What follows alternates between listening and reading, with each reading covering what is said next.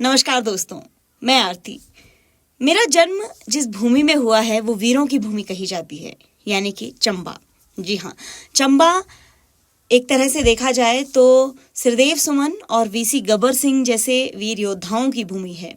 उनकी जन्मभूमि है, इसी मिट्टी में वो पैदा हुए हैं और उसी मिट्टी से, उसी भूमि से मैं हूँ।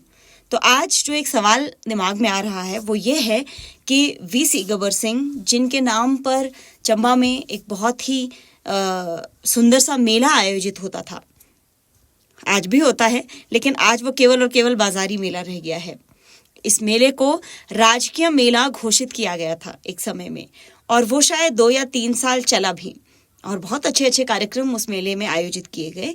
एक तरह से कह सकते हैं कि जो आने वाली पीढ़ी है, जो नवयुवक हैं या छोटे छोटे बच्चे हैं, उनको ये पता चला कि कौन थे वीसी गब्बर सिंह, क्या था उनका बैकग्राउंड, कहाँ से थे, क्या उन्होंने किया अपने जीवन में।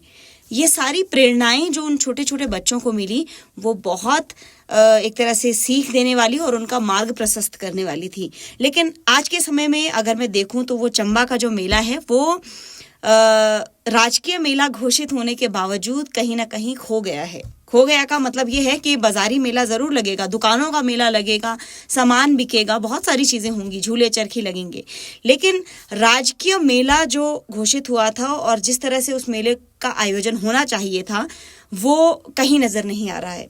पिछले साल भी आपने देखा होगा, 2025 में जो मेला आयोजित हुआ वो केवल और केवल बाजार का मेला था, उसमें कोई किसी तरह का कोई खास कार्यक्रम आयोजित नहीं किया गया।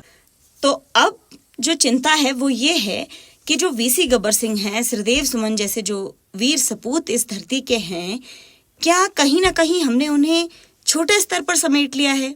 जिनका के नाम देश दुनिया में जाना जाता है, उनको हमने कहीं ना कहीं एक बहुत कम दायरे में समेट लिया है, जो कहीं ना कहीं पीड़ादायक है हमारे क्षेत्र के लिए।